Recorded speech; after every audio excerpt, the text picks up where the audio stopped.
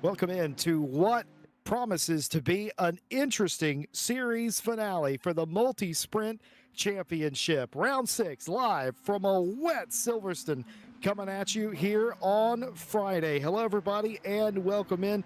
I'm Jesse Lee, joined by Ted Edwards on the broadcast and commentary, and later on, we will be joined by Jack Mays. Silverstone, a track that needs no formal introduction, the premier racing circuit in the United Kingdom. Of course, today, 5.87 kilometers here in Northamptonshire. It is a little bit warm, admittedly, but it's not the temperature that we're worried about so much as it is the weather. Raining here, constant rain, not necessarily a downpour, but very British indeed. You join us midway through qualifying, the GT3s going out. Van Parijs out qualifying Hearn and Imo Plata, the top three, and Jacob Tuckey, the fourth car to have taken time in this session. Joe Dauber is with us today, but has not set a qualifying lap. This will be their last chance to do that. Their half of qualifying just about over, and the hypercars have just been released from the pit lane. Ted Edwards, welcome in, and well, welcome home, I guess. This weather should be familiar to you. Yeah, I wish I had this weather right now, Jesse, because it is boiling over here in the United Kingdom. It's a tad bit warm for our liking, but I mean, I can't complain. It's better than it being miserable and depressing all the time. As we see Emma Plata finishing their lap, they were all on wet tyres, Jesse, so it is pretty wet today. As we have a quick switch over to the hypercar class field, as they start they don't start their laps. This is the F1 pit straight. I got muddled like some of us do here at Silverstone, but as you can see, it is a bit wet. If we have a look on board with Van der Vecken, there's not too much spray, so it's not too bad, but it's still wet enough for the wet tyres. If we have a quick look at the tyres on the left hand side, the BMW, who's on mediums, I don't believe they are here with us today. So we still have 14 hypercars on the track, so that's quite nice to see. As we see them taking a wide line out of the last corner to get a good start for their qualifying lap, Jesse. It's an interesting track, this. Good for multi-class, but it's a bit more tricky when you got this much spray. Yeah, it certainly is. It's one of those racetracks where anything and everything races here and races really well.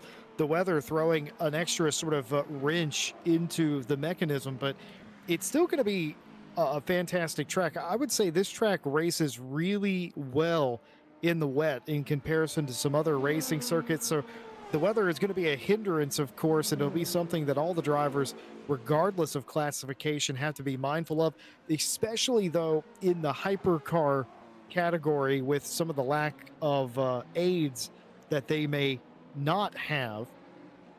So we'll keep an eye on that all day long to see how they get on, especially when you get some wear on these wet tires. They're going to be even less grip than you would imagine. Some people in chat commenting on the lack of LMG T3s. It's the end of the championship. Sometimes you get a lopsided sort of category. Today, that just happens to be the LMG T3s with 5 of them in attendance. Still a huge contingent of hypercars, 14 to 15 of them that we are aware of. So all things told, even in the finale, 20 car grid looking pretty nice. Panzer's joined us in chat saying that looking for a podium out there today. That might be slightly tongue-in-cheek. That might be earnest. I'm not sure. But hopefully it goes well for them anyway. I've never noticed that Rybecki has an anime hypercar, but they certainly do. And now they have an problem looping it around. And I believe that was out of Vale, was it not? So that was coming, or not, that was at a club, rather, after Vale. That was coming down the Hamilton Straight. Or was that out of left field? Hard to say. This racetrack, sort of uniform in that way. It has 2 straights. It's sort of like Spa. Spa has a GT straight and a Formula straight. Both have start-finish lines. Silverstone is another one of those tracks. F1, their pit straight is the Hamilton Straight. But the GT straight is after left field and Woodcote. And it sometimes can get a bit difficult to determine from the camera angles which straight we are on, unless we ride around the entirety of the final turn. Nevertheless, Van Drisha was very briefly top, and Clay then took the top position, a 59.618. Good enough right now. Smith slots into third, Kerrigan fourth, Wilkinson the top 5, Schmedberger, Badowski, Whittle, Rybecki, DeGore, the 10 cars who have taken time. Billy Octane, we ride on board with them, trying to set their first representative lap. Talked to him before today's race. Seemed sort of content in the Cadillac. We'll see what that does on the timing and scoring. Of course, Octane's had an up and down season, some really good moments for sure, you'd have to say. Of course, Billy's one of those contingent drivers that is coming over from other sims that's having to wrap their head around LMU, and they've done that pretty well, I would say. Been able to post a top 5 or 2, continuing in what I think a lot of people would consider a disadvantageous car. The Cadillac not necessarily on meta right now, Ted. Yeah, you see how slow Billy's going. It's got a lot of understeer on this Cadillac, and not driven it in the rain, I don't believe, or driven in the Peugeot, and that's quite nice. But you see here, I wonder if Billy's on a dry setup, not realising how wet the track is. So yeah, it's looks horrible driving around. Looks like it's got no front downforce at all. As you see, it's just washing out wide in every corner. So yeah, the track state is very wet. It's only 3% raining, which is just a bit of a drizzle, as we did see a second ago with this session information that is on screen now. It stopped, but it says it stopped raining. I don't believe that, as we can still see spots on Billy's windshield. But yeah, it's wet driving isn't easy, but just looks like the setup isn't there today for the Cadillac driver. Well, he was briefly inside the top 5, and that's about where he usually runs. He typically, I think on average, qualifies worse than that, but makes up places in the race, or at least he has done in several instances. Colombo in the Ferrari was briefly pole. Van Drisha goes up to P2, but it is Voken who is currently quickest, a 59.209. And I'll ask you the question, Ted. You've driven more in LMU in the wet than me. These similar settings, I'm sure you've experienced it at least once. Is the track always sort of improving? It's not a torrential downpour, and with this many cars, are we seeing drivers get more confident and that's why the time's coming down? Or is it the track that's actually improving, leading to these drivers taking off chunks of time? I think it's a track improving, Jesse. Me, Jack, and Kevin did the Peugeot Interlagos, and that started from drying, and it rained, and it took ages to get to wet, but you could feel the dry tyres. You know, they were there, and then they dropped off, and then you switch on to wets, and they weren't there, and then they gained grip because of the track changed. And I think what's happening here is it's really wet. They've come out, they're trying to understand how it works because they've not had any dry running so far. If there will be any in the race, we'll have to wait and see. But I think because the rain's slightly dropping off, the track's getting a bit dry. There's quite a few of them on track, and that being said, maybe the racing line's drying up a little bit where there's more grip for some of these drivers and the setups, and then they can go faster and faster as Clay goes to the top with a 58.839, so just about 2/10 quicker than Zeno we're watching here. Van der Vecken having a yellow flag moment. See where he is. He's behind a hill apparently, Jesse. Oh. Let's have a quick look at our replay and see what has happened, because that's a pretty big crash. Coming through Maggots Beckett's on the exit onto the main straight, and oh no, he's still got Looks one more normal here. Yeah, it does. So does he clip the grass? Oh no. Oh, that's on throttle, and that's very weird. That's a very weird crash. Well, the Aston Martin hard into the wall, didn't even make it to the curb, just a little bit too much on the power. Probably had the TC turned down, was feeling a little adventurous. And just got a little bit too much on it. Maybe no TC. It would all rather depend. Just lit up the rear tires. I agree with your assessment of that situation. Looped it, and that will end qualifying for Voken, who was at one moment on the provisional pole. Right now, it's Clay over Van Driesche. 2:10 set it between the two of them. The current mark to beat a 58.838. Colombo was quickest of all, massively up in Sector 1, marginally up in Sector 2, but lost it all in Sector 3. The only good news for Colombo and that Ferrari is they have one more lap to go. And here is Zeno Van Driesche, a 58.787, puts the BMW back in front of Clay's BMW. Van Driesche's qualifying is over. Can anyone beat the 58.7? Yes, they can. Juptin Clay goes quickest again. A 58.758, 29 100ths the difference. Bobdowski comes through and puts the Peugeot up into third place. Still a few drivers out on track, Jesse. We've got 4 of them at the moment. Colombo not going quicker in Sector 1. We've got Billy still out there. He's got a personal best in Sector 2. And then we've got this man here, Michael in the Aston Martin. He set a time, but it's 10 seconds slower. But he is 2 personal bests in 1 and 2. Can he keep it together as he has a big slide in and out of the last corner? What is his time? Is it going to be anywhere near Richard Whittle? And it's not that far off, to be fair. So he's done. Colombo, unless they've abandoned their lap, is still on one. And here is Colombo. Now, they were hugely up in sectors 1 and 2 on their previous lap before losing it in Sector 3. That's not happened here. He was down in Sector 1. He set the fastest of all Sector 2, but it's a negligible amount.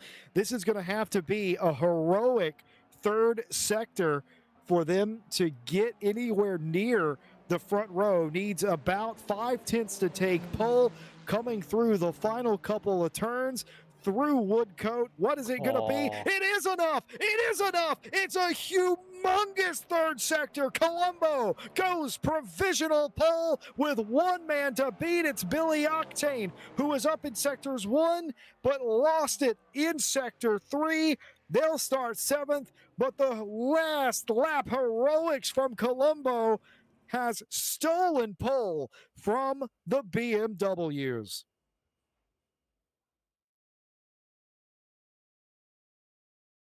Well, here are the results of qualifying confirmed on the screen. Starting with the hypercars, you just saw Mohamed Colombo take provisional pole of 58.206 over Juptin Clay. Half a second the difference between those two drivers. Zeno Van Driesche marginally behind will share the second row with Marco Badowski in the Peugeot. Milan van der Voken and Dion Smits on the next row. Billy Octane, Reese Wilkinson, and rounding out the top 10, Vulture Rybecki and Monkus in 10th there.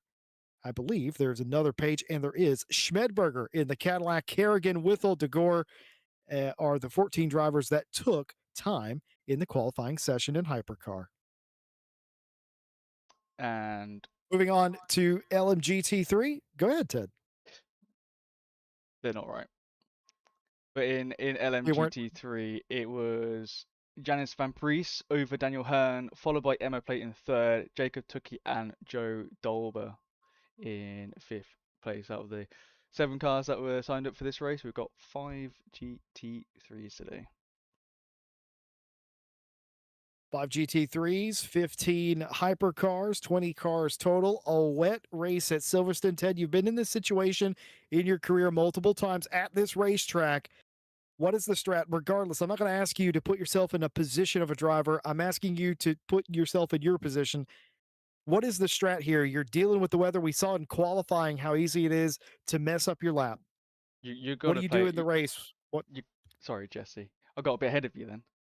It's You got fine. to play it safe. It's one thing you want to go quick, but in the rain, your car can do all sorts of weird stuff that you're not used to.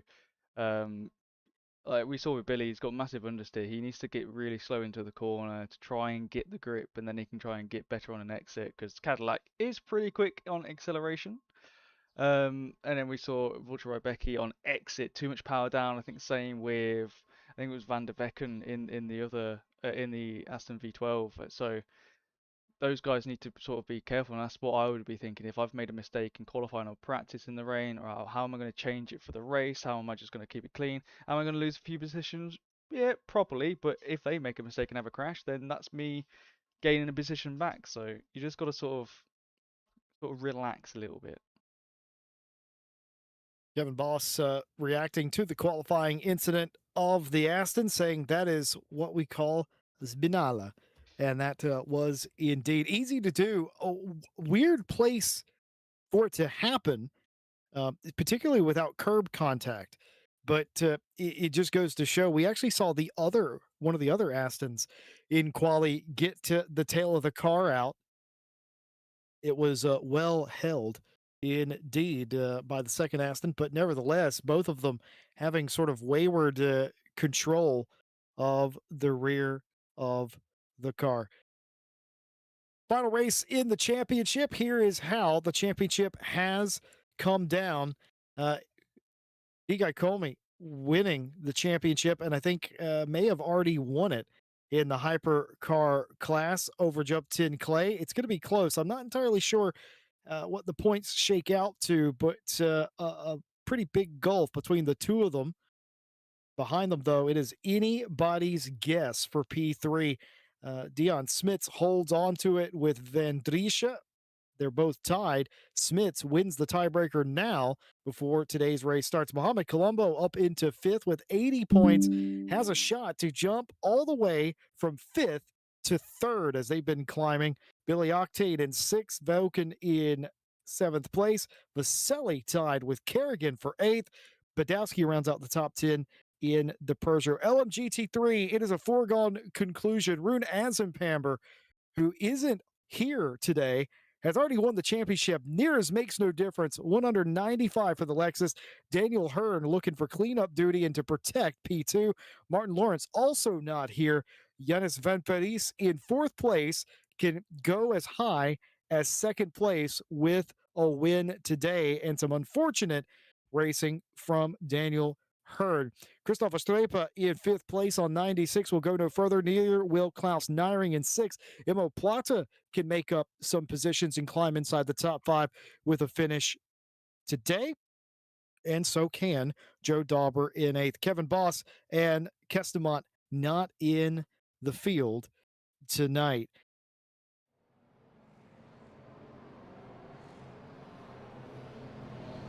Well, it looks pretty dry out here, Jesse, at the moment. It says that the track is evolving grip, so that would be pretty high. They're all on medium tyres, but the forecast in the next 15 minutes is overcast and light rain and 25 degrees of ambient. So we will see soon if I show the forecast, there we go. We will see soon some rain coming down onto the track, and then we'll see some pit stops for a tyre change, which is quite nice to see. Some strategies will be handed out, but we've only got one more corner until the green flag goes, and we get to see some nice, hopefully clean racing, Jesse, which is what we like to see in the box. You know, a crash here and there is nice, but not for the driver, and we've been there in a tough race like this where it's something that you don't want to happen, is to have a little bit of a spin or anything, because then you're way off the pack.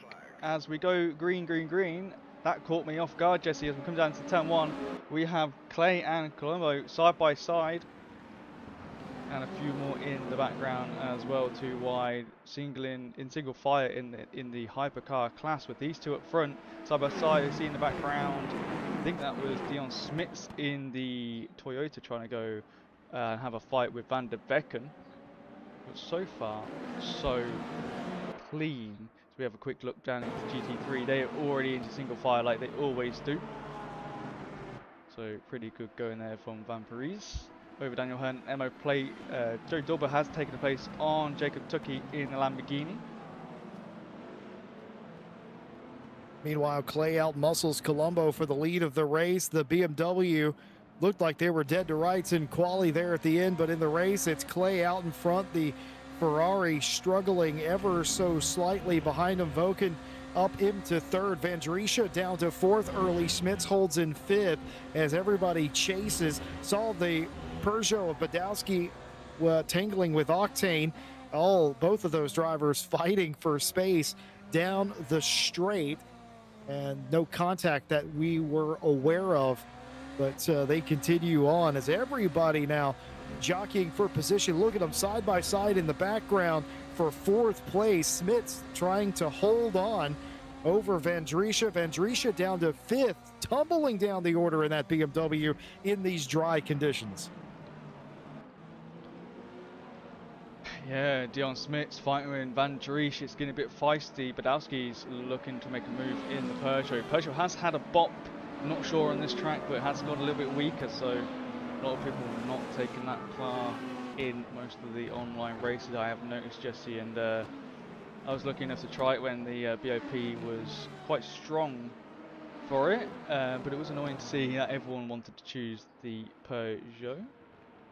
It is nice to see that more cars are being balanced out as we look at the gaps, and everyone's sort of having a little bit relaxed. But who's not relaxing? Callum Kerrigan's trying to get on the back end of Fabian Spitberger, but it's being chased by the other Porsche of Rybecki. Now we know these two in the Porsches had a good race last round over the line side by side, so would have happened again today.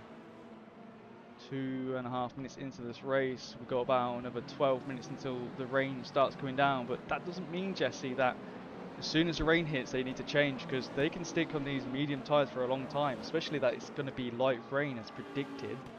You can hang on to the dry compound medium tyres for a good 15 or more minutes. Depends how quickly the track changes. Now I wonder how much the grip's going to change from I believe it'll be either saturated or high grip. I wonder how it's going to be. Is it going to go down to low grip? They're going to get slower. Is it gonna go to a damp? How quickly is it going to go to a damp? Because that obviously changes it, and that's when the crossover is. And you don't want to go into wets too early because they'll get too hot and they won't have the grip, and then you'll start wearing them really quickly. But you don't want to stay on the mediums for too long and end up losing tons and tons of time. So it's going to be a very strategic race for all of these drivers, as we have a V12 backwards. Awkward turning maneuver there. Didn't want to drive all the way back into the racetrack because of that. The GT3 field, very smart by De Gore indeed. But we'll see what happens. Yep, the old Kimi Räikkönen incident. Tries to save it. Ride Buck and Bronco. Tags the Armco with the front and the rear of that Aston. And then is going to pull over and try and leave a lane here. Knows that the GT3s are coming. And honestly does the right thing, in my opinion, does De Gore. It's just an unfortunate moment that will be damage through the front and the rear of the car, not to mention the tires. But if there was ever going to be a race where that would sort of be okay, even though it isn't, it would be a race where the weather is going to be changing. So DeGore continuing on. The car doesn't look terribly hurt or askew here. It wasn't necessarily a high-speed knock. Looks pretty much straight to me. Yeah. It's probably just aero damage in the front and the rear that will slow them down. So like I said, if you were going to have a race where this was going to occur, maybe today, with weather in the area being one of them, maybe a little bit of a saving grace. Reese Wilkinson and Monkus fighting each other here in the middle of the pack. We'll see if Wilkinson is able to pull out and make this move on Monkus.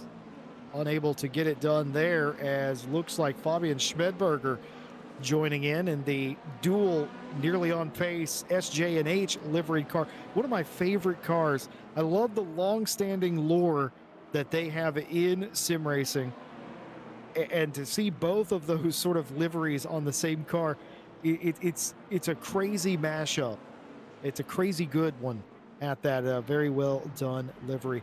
Jupton Clay leads Colombo by 3/10. Those two nose to tail. Van de Voken not too far behind.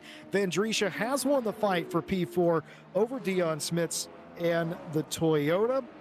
Badowski hanging in 6th. Octane still in 7th. Everybody else pretty much where they started despite the early squabbles. Van Parijs continues to lead in LMGT3 over Hearn. Imo Plata in 3rd.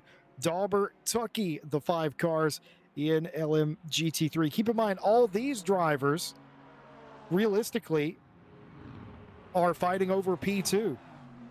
Van Parijs, Hearn, Plata, and Dauber all fighting over or trying to defend. A couple of things that came into the box. Ted Edwards provided me with the championship points table, and Kevin Boss reminded me that there is a drop round.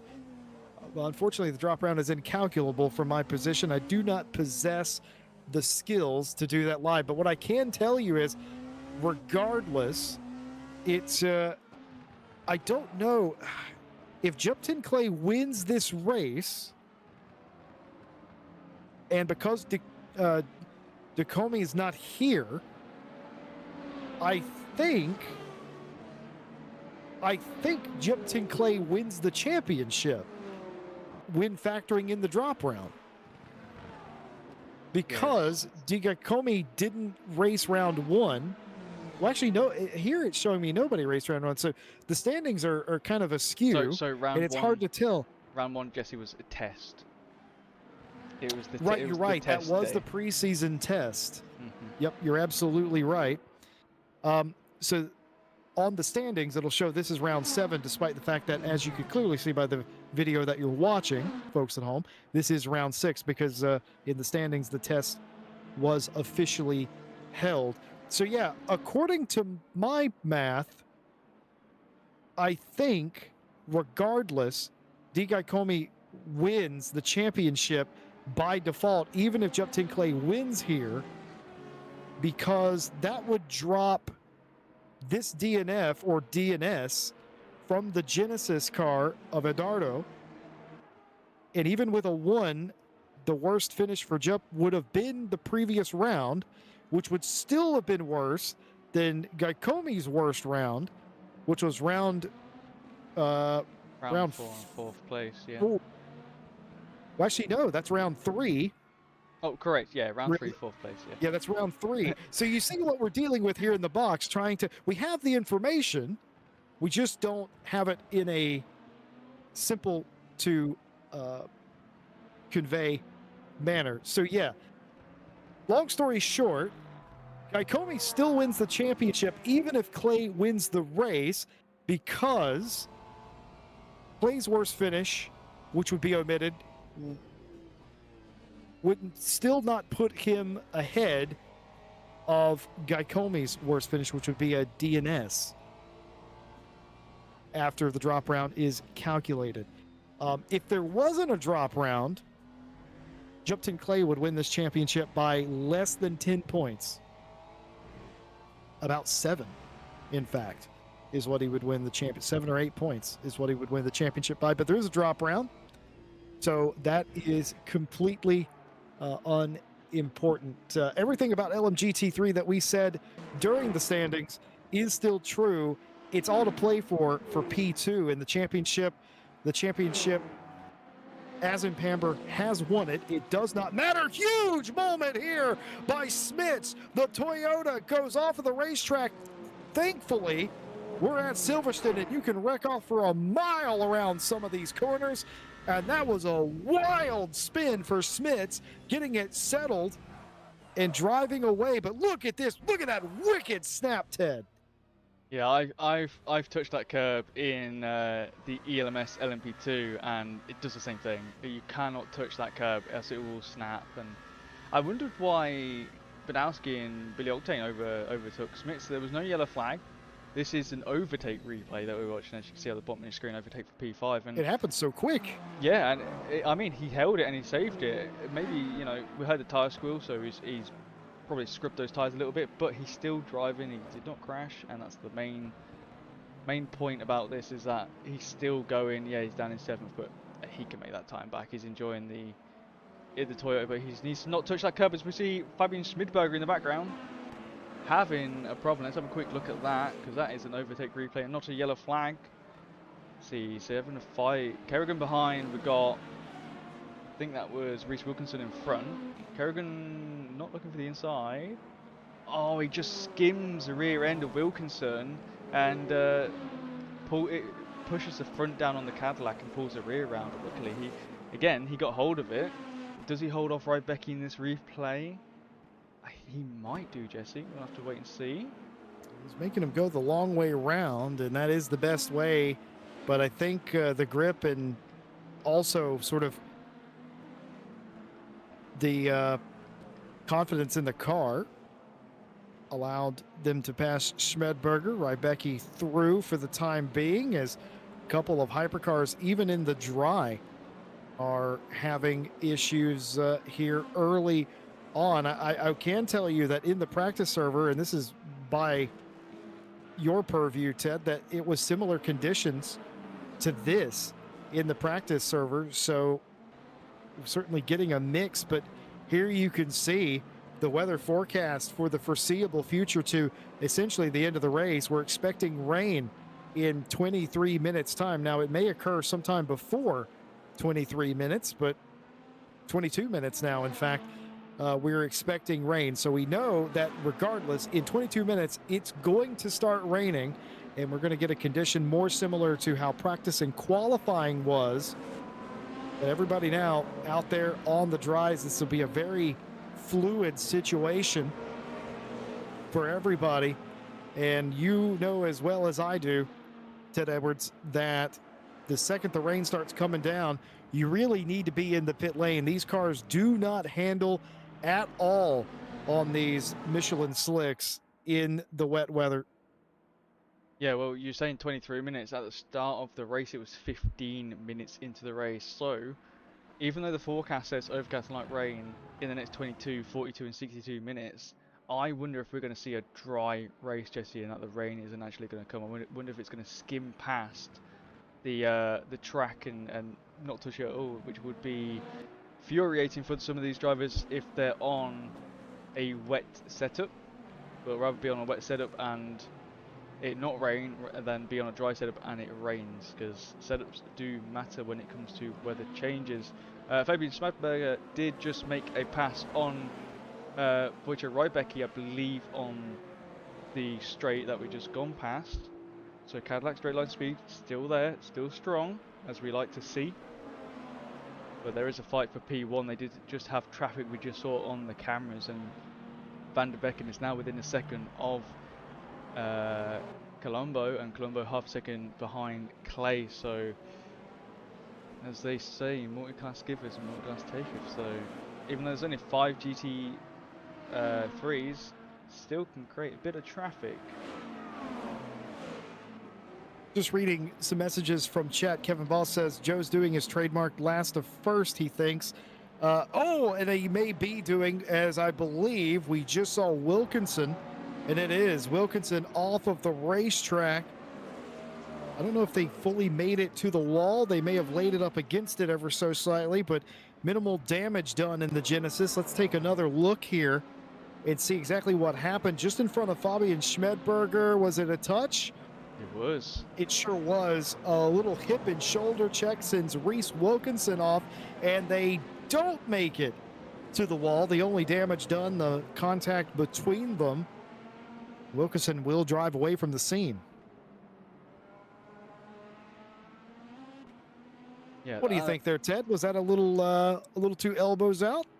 I don't think so. I think, you know, Wilkinson had a load of space on the outside. Yeah, Schmidberger did sort of give it a little send into the corner, but it's one of those things. It's quite a long left-hander, and you know, Wilkinson could have get a bit more room. Fabs could have just backed off a little bit and tried to keep more tight. So it's one of them.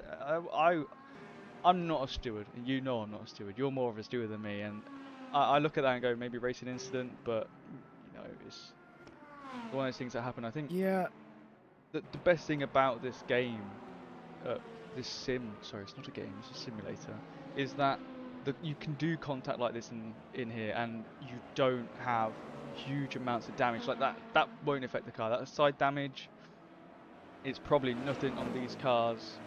If it was front or rear damage, then that's different. Loss of a rear wing, then you know that's the worst scenario. Well, actually, the worst is losing a wheel, which you can drive back to the pit lane and get a new one if you can get out of the gravel trap or wherever you are. But it's so nice you can go door to door with someone, and you know you can hold it enough to a point, and then obviously too much of a hit and you're round like we just saw. But you know, we see Fabs here on Kerrigan, they could go too wide through Maggots Beckett and literally be hugging each other, and they probably would be fine. Yeah, I'd have to see that again, quite frankly. Reese Wilkinson off again. Buried deep up against the wall, and I wonder if maybe the Genesis is calling it quits here today. I think he's lost his after wheel, a second spin. Oh, it may be. He may have done. It looks like it's wobbling like it would do if he's lost a wheel. We'll see if we can't get a race replay. Here's Wilkinson trailing. Turn one. Sure is.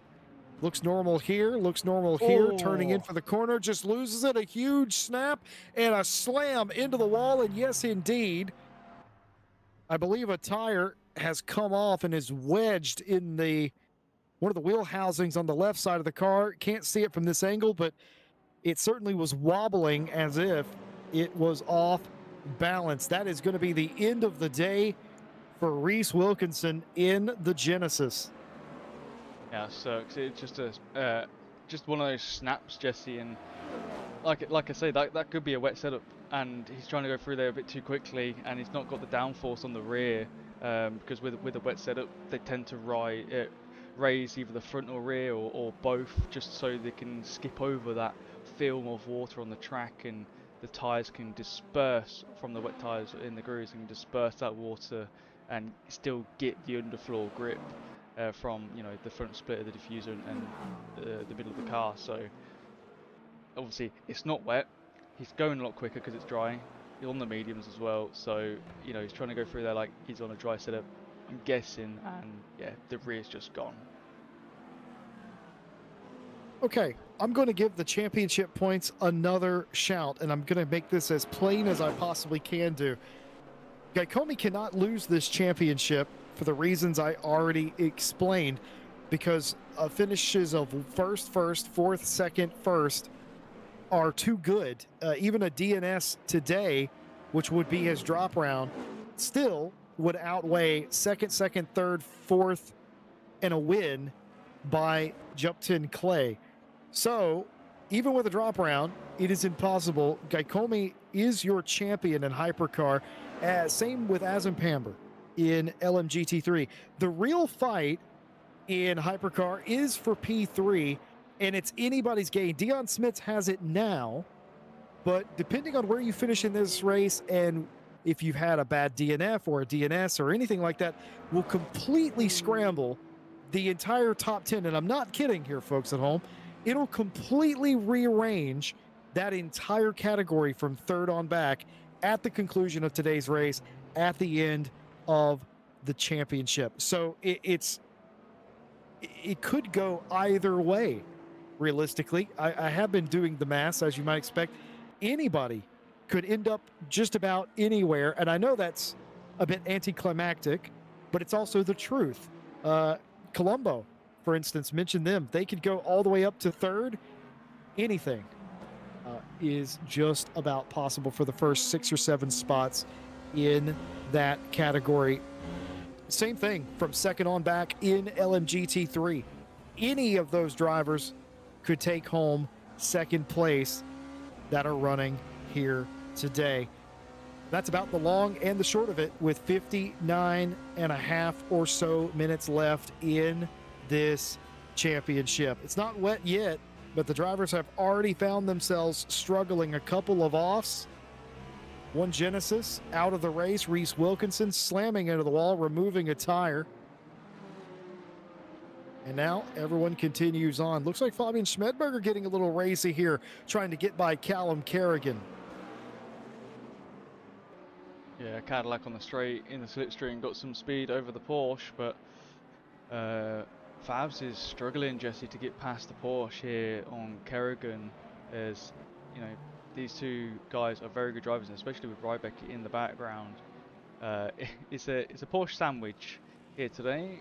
Poor Cadillac getting surrounded, but 3 good drivers, 3 of them understand how to defend and overtake, and when not to make a move. But yeah, we see the gap there coming down ever so slightly on that straight of Fabs and Kerrigan, so we just have to wait and see. Did see a second ago Kerrigan get a little bit wide on some of the exits, but maybe that's quicker for the Porsche, whereas Fabs stuck tight with the Cadillac, which is what I would normally do. Colombo takes a lead over Clay. We will have a look at that replay in just a second, Jesse, because that has it switched again. Well, Colombo had just set the quickest lap of the race. I believe it was a 44.1 or thereabout, and took the lead briefly. Clay goes back through, and there's a spin for Kerrigan. Callum Kerrigan off of the racetrack. Was that another opposite lock issue for a hypercar? Let's go to the replay and check it out. Under intense pressure from Fabian Schmedberger behind them. What happened to Callum Kerrigan? It's the curb. You're right, it's the curb. Callum Kerrigan goes for a wild ride, but I think stops well in time. Didn't even really make it all the way to the gravel, but damage done on the scoring pylon. Schmedberger will go through. Kerrigan will go all the way down to P number 12. This was the pass and the repass for the lead. Colombo in the Ferrari in the lead here. Colombo in the Ferrari chasing. Oh, and it's a GT car. Colombo in the Ferrari was chasing and having to go the long way around was Jupton Clay. And then, something strange there with the replay. Did Colombo allow Clay back through just then? Let's have a look, Jesse. Maybe it was a connection problem on Clay's end. We're watching from Clay's point of view as they get around the spun Lamborghini. And yes, it was a connection problem because he's on the right hand side. Yeah. So I think he did let him through. I think they just won a good race. So, I mean, fair enough. Well, Ted Edwards, thank you so much for joining us for the first 20 minutes or so of the race. We're going to relinquish you back to broadcasting duties. We're going to welcome in Jack Mays, my commentary partner. Jack, here's the summary of the race. Practice and qualifying in the wet. The race has started dry. We've been teased and threatened with rain 20 minutes out. It now says it's 11 minutes out, but it did say it was closer and then it got further away again. Welcome to Britain, by the way. You'll be familiar with this weather pattern. But we are now in a situation where there's probably a lot of cars on a wet setup, and they are struggling. Wilkinson has DNF'd. Several of the hypercars have had grip issues in these conditions, and we haven't even got to the wet portion yet.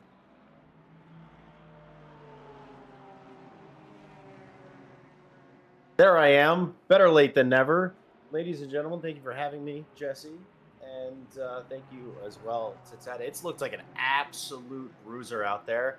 I was watching a bit of the race, certainly not while driving, because that would be distracted driving, and that would be a crime. And I do not commit crimes. But yeah, I think a lot of wet setups in dry conditions, and I keep looking at the forecast. It's changed again. It just said 11 minutes 2 seconds ago. It sure has. 30 minutes, and I see that on my man. timing to corroborate. So it's just the ultimate just maybe it kind of reminds me of a Florida summer, though I think it also is an equivalency in England. A little bit of multi-class magic to start off my afternoon, which is always a beautiful sight to see. But I think struggles all around. It's going to be a good race, being no doubt, as you said, as the math wizard himself, Jesse Lee, stated. Championships are wrapped up, all to play for everywhere else. So, I mean, we're on for a good race here, and I am, as always, super excited. Would not miss this for the world. Well, it's great to have you back, partner. And Clay continues to lead over Colombo now, as Colombo will reignite this fight after they took the lead and then had some kind of connection issue. The Ferrari was in front. They set the quickest lap of the race, passed Clay, had some sort of momentary connection glitch, ended up beside Clay. Clay goes around. Colombo flashes Clay. I don't know if it was an apology or what exactly. Of course, the pass facilitated by a GT car. But nevertheless, they are still nose to tail, Jack. They have not been more than half a second apart this entire race, but they have to continue to get a move on. Otherwise, Van der Voken will continue to track them down, and we'll have a three-way fight for the lead of the race. Wouldn't that be exciting indeed? Van Parijs in LMGT3 continues to lead 1 second over Hearn. Plata in third. Joe Dalber just reset quick lap in their category. All of those cars in first to fourth in LMGT3 separated by 2 seconds. I think somebody sent a note to the GT3 driver, said, hey, there's only a couple of you guys tonight, make it look good, right? And they all agreed in beautiful and gorgeous fashion. Shows that you need quality over quantity, and some days that's what we're going to get here. Jacob Tucky having a bit of a difficult evening in a bit of a difficult to drive car, the Lamborghini GT3 Evo 2. Tricky little so-and-so. Haven't driven it in the rain. Can't imagine it's any more or any easier than it is in the dry. But as is Tucky fashion, he is going to continue this race. And as long as the engine is still in the back of that race car, he will finish this race. I have to say, I've seen a lot of overtakes in Le Mans Ultimate. I've seen many things. I don't know if I've quite seen what I saw between Upton Clay and Mohamed Colombo. I assume it was just a giving back the position, re-engaging the fight, because it's too much fun to not do. I mean, not really fighting for a championship at this point. Let's send it off with a good note. But if it was truly just a straight disconnect into the perfect timing down a straight, because that could have gone really wrong, that's a new one for me. And as you said it, Jesse, it's happened indeed. Milan van der Vecken, coming back from a accident in qualifying, is now on the back of the fight for the lead of this circuit, or for the lead of this race. Through Maggots and Beckett's, I mean, overtaking can happen a lot on Silverstone, as you know, Jesse, but a bit of a premium. Not as easy as some circuits. So many opportunities. It's just right place, right time.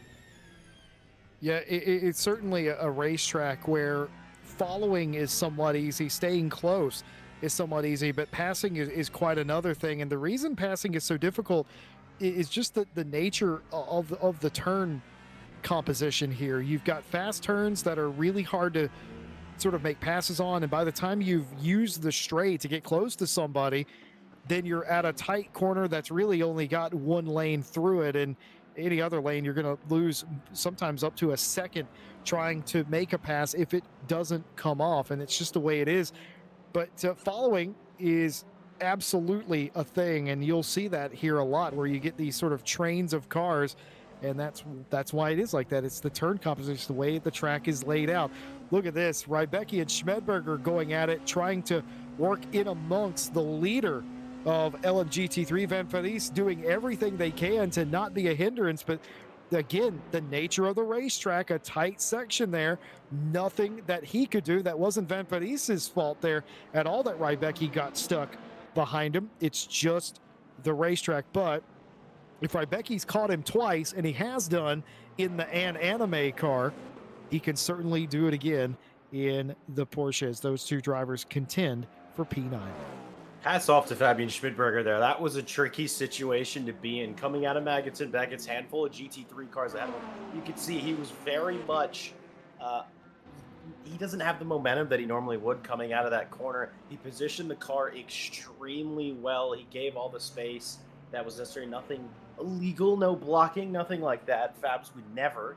And happening to keep on the outside coming through Stowe, excellent work, and just, you know, it went wrong. He got it taketh away, and then he was given it back immediately a couple corners later when he came across the Aston Martin. So excellent, excellent work from the both of them, as it's still anybody's guess who's going to end up, what order these four cars are going to be in. Ultimately, Jacob Tuckey is sort of out of this fight unless we get some crazy weather to come in to maybe shake it up, but never say never.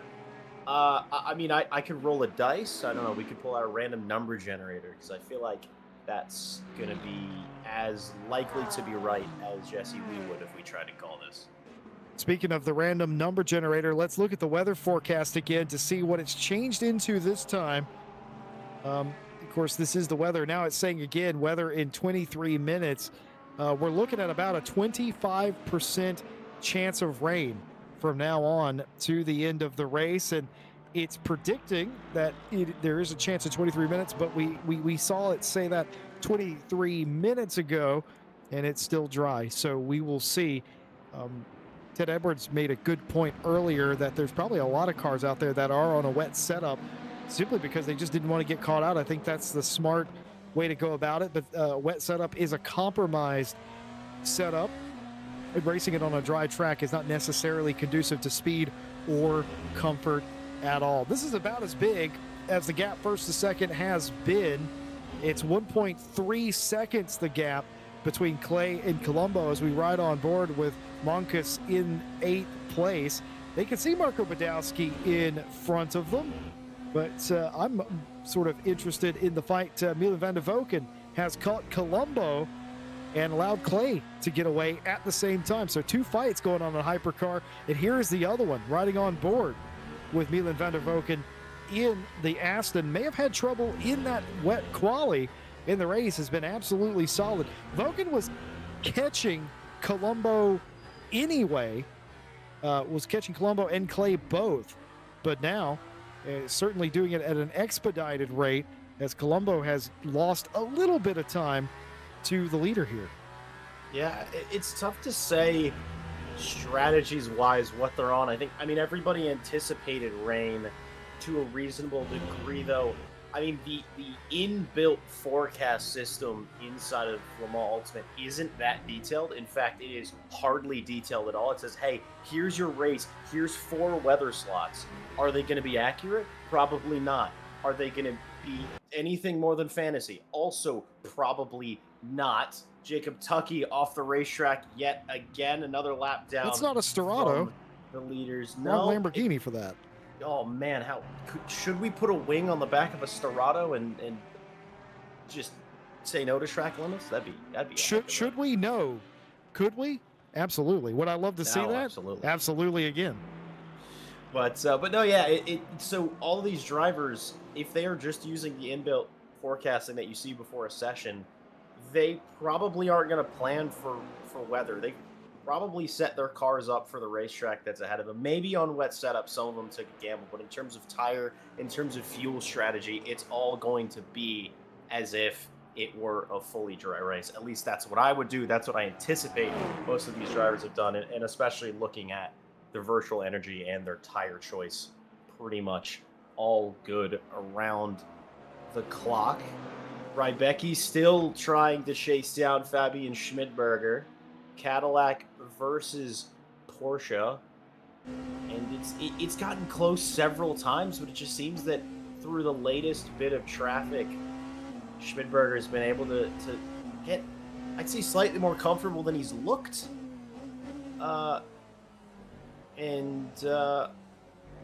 It seems that Rybecki maybe has met his match at this point in the race. A change in GT3.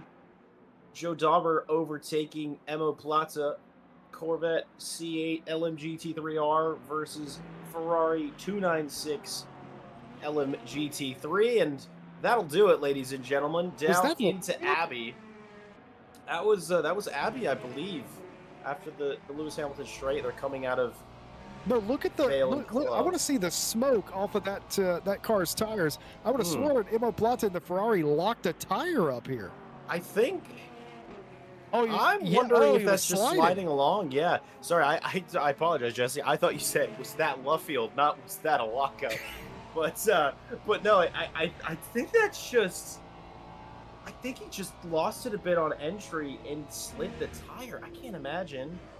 Yeah, he sure did. Wow, that is a mega drift. That looked real big from the in-car, hand over hand.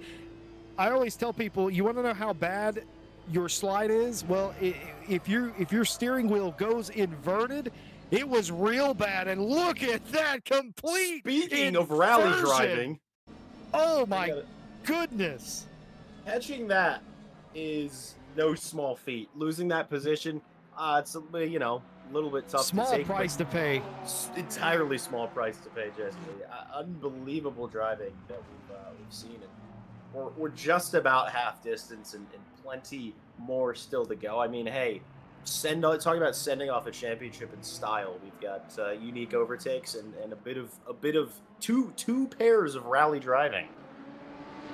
Well, Silverstone, I think, did do some rallycross in certain portions of the racetrack in its history. I don't think it does that anymore, but that is not what the track is configured for today. Of course, it's configured for WEC and sports car racing, which we are having a lot of. Smits here, one of those drivers contending for P3 in the hypercar standings, is on the back of Billy Octane, looking for a top 5 position.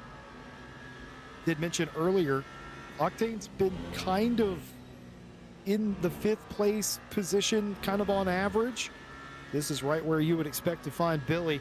Smith's looking to improve upon their spot. But one thing I want to point out, our broadcaster mentioned to us, Jack, in the turns, it looks like the Toyota has a little bit of an advantage, but on every straight, like what you're about to see here, that Cadillac just goes. It does just seem to have an incredible difference in straight line speed. It's not something you see all that often on a circuit like this. I mean, everybody's running pretty reasonably heavy downforce setups. It's not like it's, you're running something like Monza or Le Mans where it's pretty much just the acceleration of the car and how little rear wing you can have. But that Cadillac is unbelievable in a straight line, a treat for the likes of Billy Octane and for the likes of Fabian Schmidberger. I was maybe wondering, how did he stay ahead of Rybecki? Well, your best opportunity for an overtake is at the end of a straight.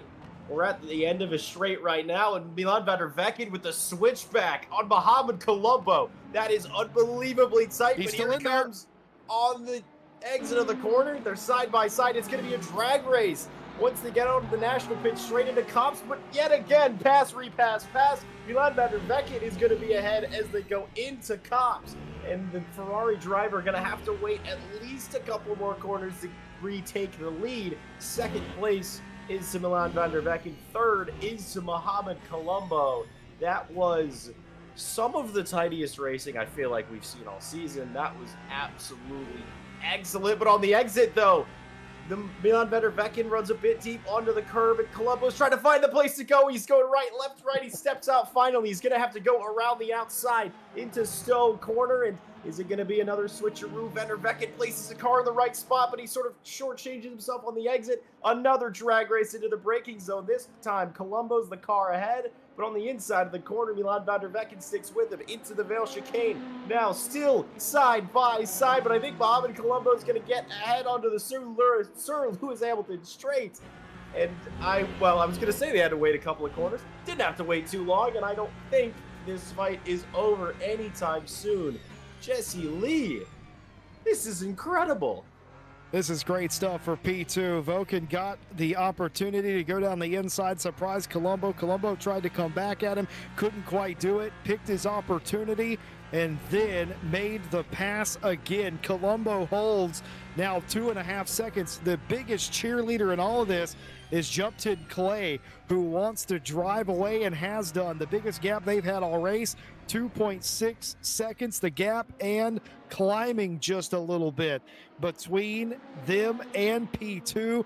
As Voken did it once, he's going to have to do it again in that Aston. For my money, the Aston looks a little bit more agile. The Ferrari, though, might have the top speed. Kind of a similar situation that we saw from the Cadillac a moment ago versus the Toyota. We're seeing it all again.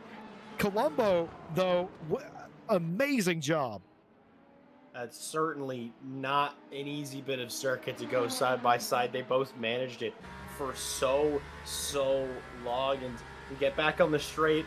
Here's the latest in the straight line speed. Who's the fastest car? I almost wish today that we had speed traps like they do in so many real motorsport events. They're like, this is the fastest car in the straight line. Maybe some sort of iteration of that needs to come to LMU, because I'm curious which one's quicker between the Aston Martin V12 Valkyrie and the Cadillac, because when it first was released, the Aston was good at one thing and one thing only. That was straight line speed. It seemed to have lost that for a long time. Maybe it seems that tonight at Silverstone it's come right back. Here we go indeed, Jesse Lee. I think we're about to see for the first time tonight a real true fight for the lead. Van Parijs has the Porsche of Daniel Hearn on his backside. Joe Dauber, though, not far behind, and even closer than that, Emo Plata. Anything could be happening here. As I was wondering if maybe the Peugeot decided to go up the inside there. Would have been a little bit shocking, but this bit of hypercar traffic could be great news, could be bad news for all of our GT3 contenders. They've got to be very careful indeed, because the hypercars are going to have to pick their way through, but you can't lose your head if you are in an LMGT3 car. And look at this. There's going to be a hypercar spinning out in front. That's exactly what I'm talking about. You've got to keep your head on a swivel, and hard into the barrier goes Monkus. And that might be day done for the BMW, and it is. Just got off into the grass, Kimi Räikkönen style, right in front of this three-way battle in LMGT3. How many times have we seen this in the last couple of weeks, Jesse Lee? Because it's almost a corner you don't think about, the kink of Aintree, but I mean, very clearly needs to be thought about for a lot of drivers. That's such a big impact into the rear of that wall. I mean, all four tires still on the car, but I can imagine rear downforce in shocking shape. That splitter in the rear suspension as well in absolute tatters. Dion Smits has gotten past Billy Octane a few moments ago. The absolutely pretty as all heck Toyota TR010 versus the Cadillac. Callum Kerrigan, back marker in this fight, maybe getting in the way just a little bit. He steps off the circuit, but the momentum crushed for Billy Octane. Dion Smits comes through. He doesn't even have to work too hard. The straight line master. You can't do a whole lot if you have to drive through a car that's right in front of you, Jesse Lee. It's not really a mistake, I would say, by Callum Kerrigan. I think it's just unfortunate circumstances for sure. Joe Dauber now getting passed by Emo Plata. So Joe Dauber coming into pit lane, the first of the GT3s.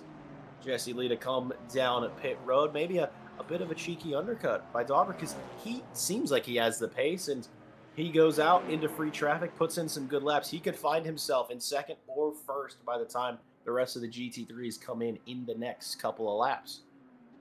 I like it. I got to tell you, Jack, I like it that he was third in line. He saw how close they were up front, and that pit window opened, and that Corvette came in. I like where Joe's head's at. He realizes he can win this race, and that undercut might just help him do it, as everybody else is going to have to respond to this now. You can't stay out. If you're Van Parijs, if you're Hearn, even Plata, you have to come in. You cannot stay out. I think this is oh no, this is the GT straight. I was thinking maybe we're over at the Hamilton straight. We're not.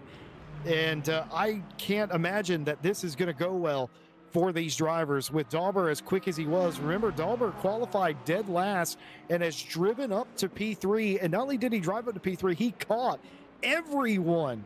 So I would have come in. I'm scratching my head at that decision. Yeah, I'm surprised. I think that was Tucky again. He's just really not having his day here, but crosses the line. That's 5th place. That's a bunch of championship points. That could jump him a few positions in the championship. Hypercars getting close as well to their pit window. Does seem like it's going to be a very busy pit lane. Everybody pretty much coming on the exact same lap. Yukta and Clay at the front of the field, putting in the fastest lap just Colombo into the pit before lane. he's going to need to pit. Yeah, Mohamed Colombo comes in. I think he's maybe saw what Joe Dauber did, maybe thought a similar strategy. He said, I'm a bit stuck at the moment, a couple of mistakes behind Milan van der Wecken. That I can't imagine that Valkyrie's difficult to get by with his straight line. So I can't imagine how difficult it is to get by that Valkyrie, and Colombo going for an undercut as well.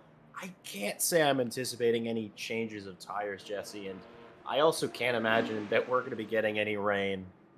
I'm almost trying to jinx it at this point. A nice, 15-minute remaining downpour, shake things up just a little bit of busyness in pit lane. Badowski flying into his pit box, and it's worth reminding the folks at home, Jesse's, there is full collision in this pit lane. So you can see, you're like, oh, why didn't he just, drive through him and go to his box? Why did Badowski have to slow down? Well, if he had to slow down, or if he didn't slow down, he would have driven into the back of the Ferrari. So one of my favorite things about LMU. Can't talk about it enough. The other favorite thing, probably my most favorite thing, is stuff like this level of racing. Yeah, a lot of the BOP in LMU is really good too. Case in point, we have 4 manufacturers fighting over the lead in LMGT3 for an entire hour, just about. Van Parijs, Hearn, and Plata still have a pit stop to do. Dauber, who was right behind the top 2, has already done their stop in the Corvette and will likely be immediately either back in front of them or back behind them or immediately in front of them once Van Parijs, Hearn, and Plata do their stops. This is the rear fender and wing view of Van Parijs looking back at Hearn, and off certain corners right there, in fact, you can see Imo Plata's Ferrari, the top 3 together again. This will likely turn back into a 4-way fight after pit stops. I gotta say, I would have come in and of course they haven't yet, but I certainly would have considered doing that because the undercut is so powerful in LMU sometimes. And I agree with you, Jack, something you said. I think they've abandoned hope at rain, regardless of what setup they've got in the car, probably a compromised one a little bit. They've abandoned the thought that they're going to have to go to wet tires. I'm sure the reason that they're staying out might be just in case it starts to sprinkle, but they're going to have to come in here in a lap or 2 anyway, judging by their virtual energy level. And look at that. Weather is 26 minutes out now. I have no reason to believe that's true. I'm coming in. Yeah, I think Jan Van Parijs might have to come in. I think he's going to be close on energy for this extra lap anyway, so there's a chance that he might be diving into pit lane. But Daniel Hearn, if I was him, if Van Parijs doesn't come in this lap, I was going to say, do the opposite of the car in front of you. That is exactly what I would have done. Daniel Hearn into pit lane from second position. He's going to release the Aston to go one more lap in the hopes that on Hearn's outlap, he could put in a better in-lap than the Aston Martin and maybe get the jump in pit lane. Of course, a bit of a slower stop than the one, or a quicker stop than the one that Joe Dauber had to do a little bit ago. Some of our hypercars beginning to come in. Milan van der Vecken from second as well. And the question is going to be, where does Dauber end up? Because Dauber's targeting to be ahead of Hearn on the exit. Joe Dauber through the final sector, couple of corners remaining for him. This is going to be the final corner of Woodcott here. Hearn's moving out of pit lane. He's going to get back up to speed. He's going to have less momentum coming into Maggots and Beckett's. It's going to be actually not that close at all. So Joe Dauber, same amount of fuel taken, but just because he had to come in, our broadcaster may be thinking one of them took tires, a Lamborghini on the exit again, but we aren't sure. But I really would have expected, Jesse Lee, for that to be a little bit closer.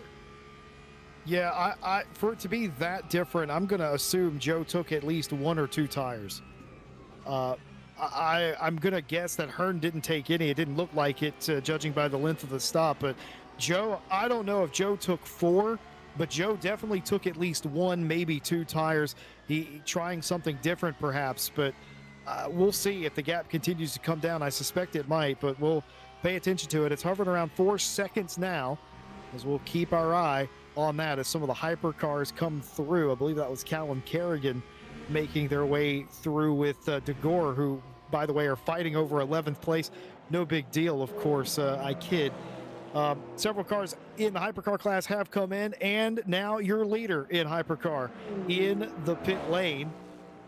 And we'll see if Smits and Octane and the rest follow them through. I don't even know if they can go another lap. They might be forced into the pit lane. Yeah, they can't. Smits, Octane, Schmedberger all have to come in, and that should reset everything in the hypercar class. Here is Octane in on schedule. Ooh, close there at the line. That's another thing, Jack, we don't see a lot in LMU. We're so used to it in ACC, everyone maximizing their entry to pit lane. You don't see a lot of that in LMU. Everyone kind of comes to the line kind of gingerly and turns on their speed limiter. I think the penalty of messing that up is just too great in LMU. Yeah, I think so. Joe Dauber, quickest lap nearing a sub 2 minute in the GT3s, and I think we're going to see a bit of a race out of pit lane. Oh, it is, and it's the jump. Billy Octane, I think, took a little bit less fuel, and he did 3% less fuel than the Toyota of Dion Smits. That's how you win a battle in pit lane, ladies and gentlemen. But that could oh no, Smits has got to do it all over again. He's got to get by Octane. That's okay. It'll just be some more cinema for us to watch in our seats. It's okay for haven't us. Put on the popcorn. Yeah, it's true. But that's all right. We get to look at the pretty Toyota more. It's fine. Oh, yes. It's fine. The question being, for Billy Octane, I can imagine he's a reasonably intelligent gentleman. No, he's very intelligent. I'm just being a bit rude. But Billy Octane, I wouldn't think would take the gamble to take less fuel than he thinks he needs. I'm wondering if it was maybe Dion Smits played it a bit safer. And the hope is Billy Octane doesn't run out of fuel, because that is the gamble. Could be out of pit lane for the leaders in GT3. It's just as close as when they came in or started to come in a few laps ago. And Joe Dauber looming in the background. His pace, though, on those couple of laps, it was 4 seconds 2 laps ago. It is now down to 2 seconds just over. I do think with a little bit of luck and a whole lot of speed, Joe Dauber in the next, I'd give him 7 minutes. I'd give him about 20 minutes left in this race. He's going to be right back on the back of this field, if not making moves to overtake them. Yeah, Joe definitely took some level of tire. Again, I'm quite convinced he didn't take 4. If he took 1 or 2 is really the question. It doesn't really matter. He's certainly taken something because he is on the move. Blata comes into the pit lane. He is going to be absolutely nowhere. The overcut does not work in LMU. He is going to be far behind the drivers he was once Racing. The Ferrari will come out of the pit lane, but that might be the nail in the coffin for Plata's race and potentially for moving up several spots in the championship. I reckon we're going to have a three-way fight again for LM GT3 honors. Van Vliet, Hearn, and Dauber. Dauber now has taken, just in the time I've been talking to you people at home, has taken out another second. Meanwhile, here is Smits working on Octane again. He's done it once. Surely he can do it twice. It does seem like Billy, that last lap is maybe, I mean, tires do cool in the pit lane. You are definitely a little bit out of sorts. You sort of have to readjust to the car that's underneath you right when you come out of pit lane. Dion Smith saying, hey, look behind you. Hey, I'm here. Hey, don't look at the track head. Look at me. I'm in your mirror. I'm going to overtake you. I obviously am not as much of a professional as deciphering the talk. Oh, you're a late move for Dion Smith, and he kind of gets it done. A little bit of push and shove by Dion, but yet again, Billy Octane finding himself losing momentum because of a car ahead of him. Joe Dauber just there, doing nothing wrong, of course, and forcing Billy Octane to slow down just a bit, and in came Dion Smits down into Village, and just making it through briefly 3 wide, the pair of them, but these two going absolutely at it. But I was wondering, maybe Octane massaging his tires back into the window and Smits pushing a little bit harder. No reason to think that any of these cars have taken tires in the hypercar field. And another flash from Billy Octane. I'm wondering, I think, Jesse, you're the expert here. I think he said the exact same thing that Dion said to him just a moment ago. Yeah, it's very interesting to see this sort of back and forth. I think as drivers, you kind of relish in this. You have a lot of respect. Smits and Octane will have raced each other quite a bit at this point in this championship, and you kind of build up a rapport and you build up respect. And what you're seeing is your two drivers that want it really badly, but at the same time, I think there is some respect there, and it's sort of fun. You get stuck in these battles, and this is your battle for the race. And if you're Octane, you don't want to be on the losing side of the battle. I mean, give Billy credit doing everything they possibly can do. But yeah, just another replay here. Had to go the long way around, and the inside afforded Smits, and there's just a tiny bit of contact there. But I think more than anything, the flashing of the lights there was just a simple like, yeah. You know, may have been just a little bit of frustration, but realistically, I mean, deep down, you love the competition. Watch this. Has to go the long way around. Huge head of steam by Smits here, and I mean, I kind of got to say that's fair, personally. I think I'm kind of with you. It's a tiny bit of door to door, but the space was afforded. It wasn't so late of a move that he forced Octane off his line. He didn't really bash his way through. It was more that, of course, the boys are back in town. But it was more that Smits, he locked up a bit coming into the corner, so he was just going a bit deep. Billy Octane tried to turn in, and he found the Toyota there. So I don't think any love lost.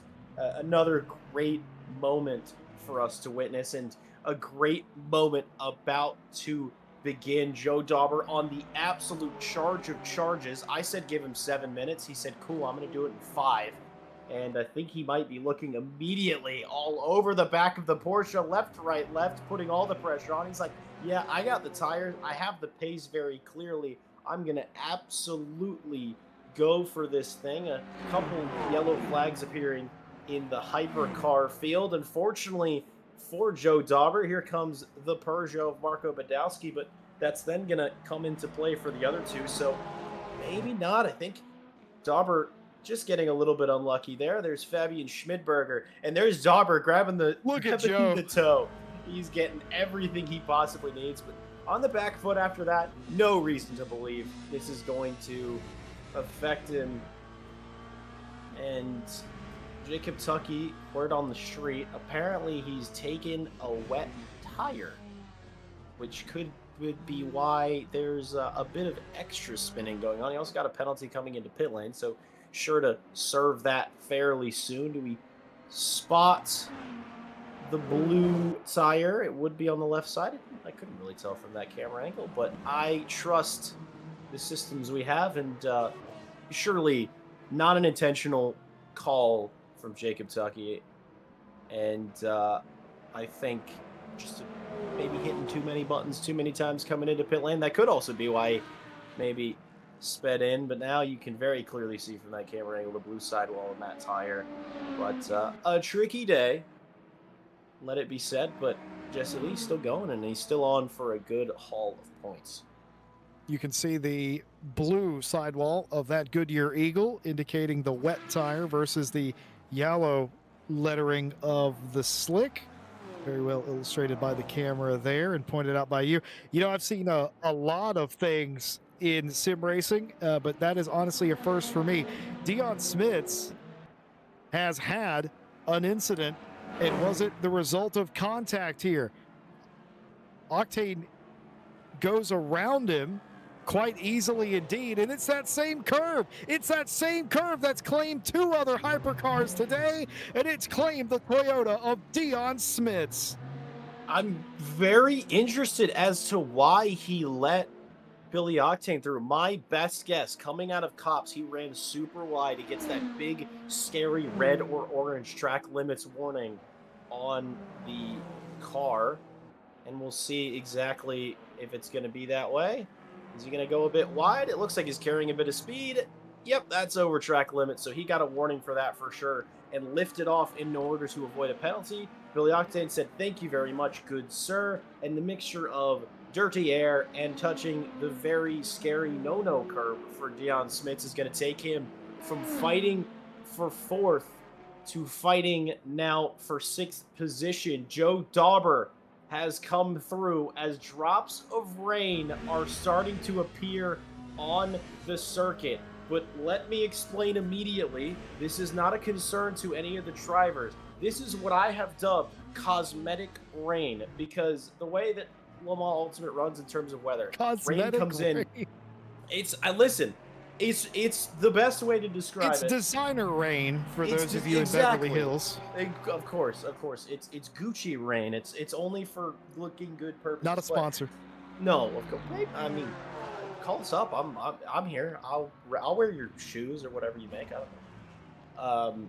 But the rain percentages in LMU, it starts at 0 to 100, and this is what would be considered 0% rain. It is still rain. It's actually now ticked up to 1% rain, so still in the cosmetic realm. It would take an extremely long time for there to be any wetness on the track, so we'll see. We'll keep an eye on that, Jesse Lee, but I mean, maybe I rubbed my crystal ball or something, but I said 20 minutes we start getting some rain, things might get a little bit exciting, and I think we have that replay ready for how Joe Dauber got past Hearn, and I'm sure we'll take a look at that really quick because it looks like he's about to make a move for the lead just after this.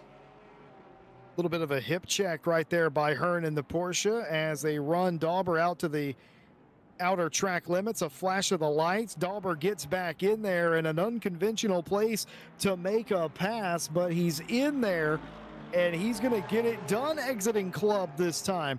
Just an absolutely sensational and tenacious drive by Joe Dauber to not give up. That pass started in Stowe, ended in club, and confirmed down the Hamilton straight. A car off. I don't know which one that was.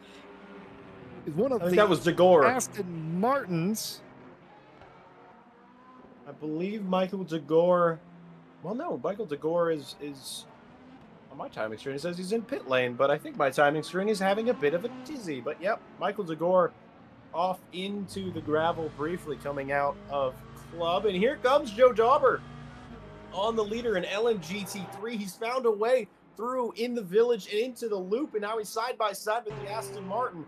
A drag race yet again. Dauber on the inside a little bit further back, but on the brakes, he's sure to get it from the inside. Here comes Joe Dauber to take lead of the race from starting at the back of an admittedly small grid. A difference in strategy, some new tires for the Popo means that the 5-0 has now taken lead of this race. Just absolutely sensational drive, completing the first to last challenge. But Dauber, I will tell you this, if you watch this back on repeat, of course, Van Felice pulled over. You were a police car, and that is the right thing to do.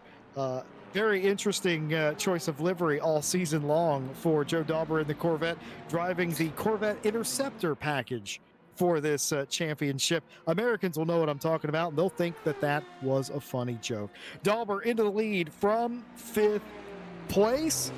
Clay Colombo, Voken, the top 3 in hypercar, as they've just about settled it amongst themselves.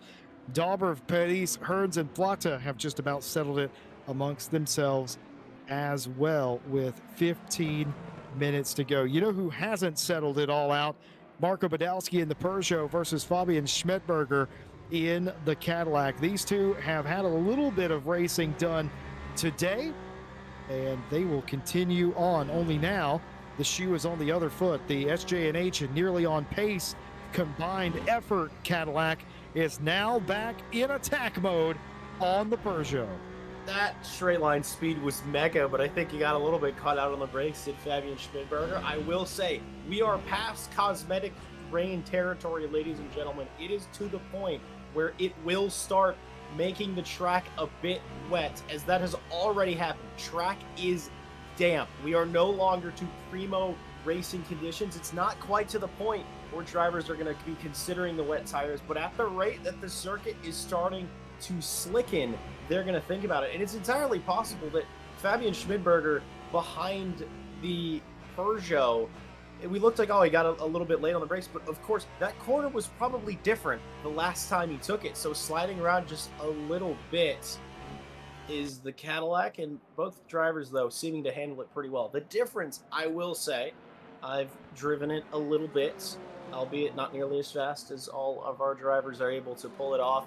It's not as different as you probably think. You'd think, oh, the circuit's wet. You're going to slide, you're going to crash, you're not going to have any grip. Damp circuit, it's a lot more like, it's just a slightly slippery version. It's closer to a circuit with no rubber on it than it is necessarily to one that is covered in standing water. But rain up to 4% now, Jesse Lee. I think I called this one correctly. Please inform my parents that I was right again on my behalf. I got him on speed dial. Sweet. I think sooner rather than later, before the end of this race, we're going to see drivers on wet tires. Yep. Well, I don't know. Time may run out before we get to that point, and whoever dares may win, because you were talking about the difference in feel in the wet versus the dry. Most of my wet experience has been at Le Mans, so on current patch anyway. So take this with a grain of salt, though I will say Silverstone does have some very mighty straights that are kind of similar. My biggest difference in the wet or in the damp like this is just, you notice you lose time. You're just not rotating as quickly. You're just slower. Everything you do just feels slower. It's not so much that you're slipping particularly hard, but it's just that you are slower in general. And I wonder if we don't get a downpour, which I don't think we are, if people do come in, whoever stays out may end up benefiting greatly just by grinning and bearing it for a couple of laps. Close racing here from Colombo and Voken. I thought this may have been done. In fact, there was a second plus gap, 2 seconds of gap between these two just a lap or so ago, but that has all but evaporated as the Aston Martin of Voken is on the back of Colombo again. And for my money, in this condition, the Aston is way quicker than the Ferrari. It seems just like it, and we're going to see. Once they get onto the straight here, the hangar straight, the mighty Valkyrie is already on the back, got a better exit, and I don't think that Colombo can do a whole lot in a straight line. He could go a bit defensive, but it seemed like maybe Milan van der Vecken was thinking I'll stick behind him. The street not quite long enough. Rotates, doesn't it? It does. I think that this is a dry setup versus a wet setup, because it seems that this Aston Martin has come alive in the slippery conditions. Mohamed Colombo sliding around, but positioning the car in a fantastic position. The rain is kicked up a whole lot. 7% rain now. This circuit's going to go from damp to slightly wet any minute now. It is going to be about who can hang it out, who dares go down pit lane first. Of course, LMGT3 cars, they do better in intermediate conditions on dry tires than a hypercar does, but I think everybody's going to have to do it a little bit deep. Goes Mohamed Colombo into the loop and out of the corner, though. Still a very tidy exit. But here we go on the straight again. Milan van der Vecken loses the car just a little bit. Almost another Raikkonen moment, but manages just barely to keep it from barreling into a barrier. It's getting a bit sketchy for everybody. Joe Dauber in LMGT3 has ran away with it in the final couple of moments. Still 10 minutes to go. Still rain pouring onto the circuit. I think it's fair to say, Jesse Lee, absolutely anybody's game. Shout out to Kevin Boss, who's made his own police reference in chat. I'm not going to sing it because I don't want to get content ID'd, obviously. But he says, whoop, whoop, that's the sound of the Corvette. As Joe Dauber took the lead earlier. He's driven away. Ben Felice has not been able to drive away from Hearn. Those two are locked in a battle. Aston versus Porsche for P2. Smith's gone again. Smiths has gone again in the Toyota. Oh, it's Dion Smits. It was looking so good for him for so long, and hopefully it's nothing too damaging. He's still in 6th place, so I think he's all right. He's coming around the penultimate corner, and the car just starts to step out in the damp conditions and starts to spin around. Emma Blata very able to squeeze by Dion Smits, maybe not holding the brakes quite as hard as he should be. That car rolling backwards. Daniel Hearn round as well. This is the ultimate test of what drivers are capable of in their car. You don't have enough time to make a big strategy swing. He starts to go around, rear engine overtaking the front, and you have to learn this circuit throughout the lap. You're not on fresh tires. You're on hour-old tires, hour-plus-old tires. You're on light-ish fuel. You still have plenty in the car.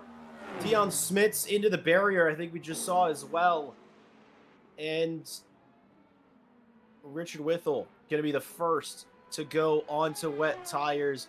Fabian Schmidberger as well came into pit lane, putting on wets. The rain, 9%, Jesse Lee. You're Yupton Clay right now, Jesse. You're leading this race. What's the call? What do you think you gotta do here? You got to stay out. You don't have a choice. You got to stay out. There's 8 minutes. You've got to just hunker down. You've got to hold. You cannot come in, because if you come in, you can see it. Look at that. Look at the traction system of the car. Anytime that lights up red, I'm pretty sure he's losing traction. And yeah, he's not even on it hard. Voken is spun around. Milan van der Voken has spun around. Billy Octane has come into the pit lane.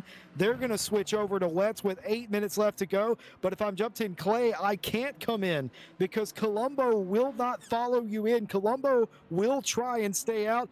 Smits has gone around again. It's all kicking off here as the rain starts to come down at Silverstone. Multiple cars spinning off. The hypercars bearing the brunt of it.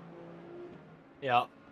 Just about everybody going in now. And it's going to be such a massive hit. We're not able to see it, but we know the result. He's lost the rear wing. But no, we are, for insult and injury, that is easily the biggest hit we've seen. We saw BMW hit that wall earlier on. That's way harder. Somehow, though, all the tires on the car, but no rear wing. Wet circuit, everything's going wrong. The rain's still increasing. A lot of cars going for it. Both of the SJ&H drivers, both of the Cadillacs in, and Richard Whittle as well. Dion Smits, of course, is going to come in. He's going to put on wet tires because at this point, well, he's not going to finish the race in the condition of his car. Yupton Clay still staying out. The circuit is still damp. It hasn't quite switched over to fully wet, but it is definitely a lot more wet than it was when it first started. You got to stop pushing. The thing is, you got to turn. if you have the benefit of traction control, you've got to turn it all the way up and you've got to back off the throttle. This track is as dangerous as it's ever going to be. You'd prefer it to be either completely dry or completely wet. Being in this damp condition right now is the worst sum of all possible scenarios. It's greasy, it's wet. The curbs are lava at this point. You've got to know that all you have to do, especially with an 18-second lead like Clay has, just back off. You don't need to be hitting curbs. You don't need to be doing anything. Just get it to the line. There's no benefit from coming in from you in your position. You just need to settle in. And every time he hits a curb, Jack, I recoil slightly because any curb could be his undoing. Oh, absolutely. You can see just how much the field has spread out as a result of this. Nobody's fighting each other. They're ultimately fighting the elements. Marco Badowski now pulling in from 5th position, and it's starting to get to the point where Upton Clay, he's got such a large gap. He almost could come in and come out and be fine, but it's just not close enough because Mohamed Colombo stays out. He's going to be all right. Billy Octane on the wet tires, the highest running hypercar that's on wets. He's up into 5th now. He sacrificed a 4th position in hopes of a little bit of safety, and I think that's still a good call from a mid-pack runner to go for it. This has worked out really well for Fabian Schmidberger as well, Jesse. He's come up a couple of positions as a result of this. 5 minutes, a handful of laps remaining, though the race is going to end up being a little bit longer. Each lap now 17 seconds, almost 20 seconds slower than would be the pace that we were seeing earlier on. It's just so touch and go for every single race car. If you've made the decision to go in, that's it. But if you cannot go into pit lane now, there's not enough time. You back off. You find what you're capable of running. Upton Clay, though, I have to say, easily the quickest car in these conditions. I am curious, though, once Fabian Schmidberger and Billy Octane come across the line, what their lap times are going to be in relativity. Fabian Schmidberger, actually, he did set a lap. 1 minute 58. Upton Clay, 2 minutes that last lap. They are quicker, Jesse, but I don't think there's enough time on the clock that they're going to be able to chase down 20 seconds to get up another position. But our leader, he's still pounding around. That car is just so loose every single corner. This is incredible. Rybecki spins around, doesn't make contact with anything, and they will rejoin the race again. It's been a tough day, but I agree with you. I think if you were in the middle, if you were an Octane or a Schmedberger or a Badowski, there really wasn't any harm coming in and getting tires. I'm merely saying that from the position of a leader in the top 3, the only option was to stay out and just try and manage in the weather. Billy Octane is about a sector quicker than the cars on the dry tires. But the problem is they came in and they ended up about 30 seconds behind Zeno Van Drisha and Van der Voken. So even with being that quick, it's not quite enough. But the track is getting wetter, and that is helping Octane catch up a little bit. That was actually more than a second, the last sector, Octane to Van Drisha. As you can see here, we're on board with Voken here, who's in 3rd.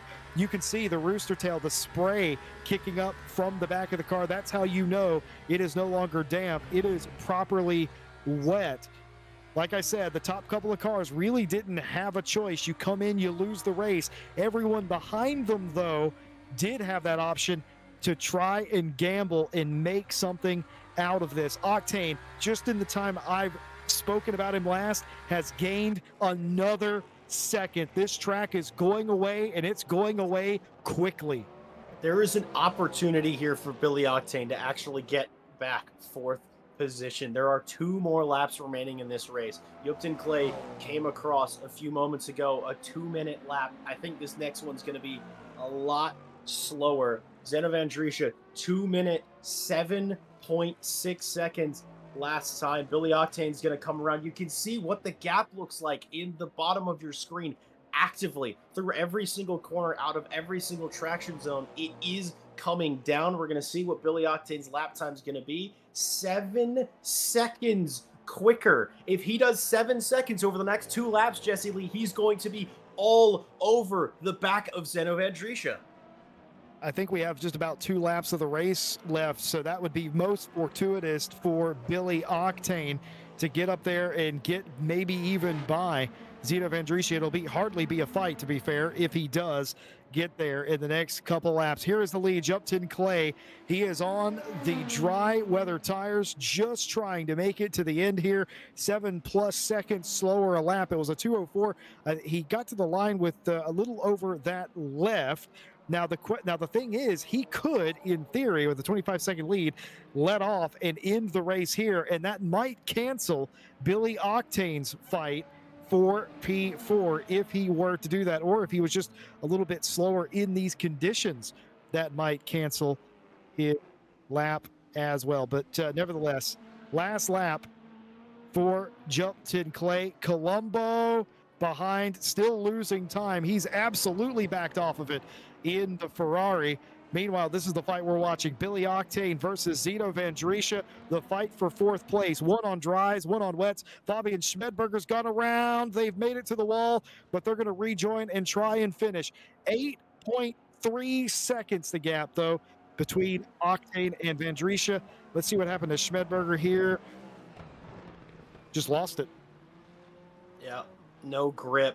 That gravel, though, working a little bit better when it's wet than if it's dry. It just turns into mud, grabs the car, but it shows. I think the one thing that I've overlooked here massively is how unbelievably difficult this is, because every single driver, I mean, we just saw it. Fabian Schmidberger, he's on wets. He still lost to the car. Everybody who's out here on slicks right now is having to work so incredibly hard. 10 seconds quicker that last lap. A 2:01.1 to a 2-minute and 10. Emo Plata has taken 2nd place over Jan Van Pries. Joe Dauber loving these conditions, it seems, compared to the other two. The fight, they're going to have to go for it. Emo goes deep. Both cars actually going a little bit deep into the Vale chicane. Emo Plata is going to have to come around.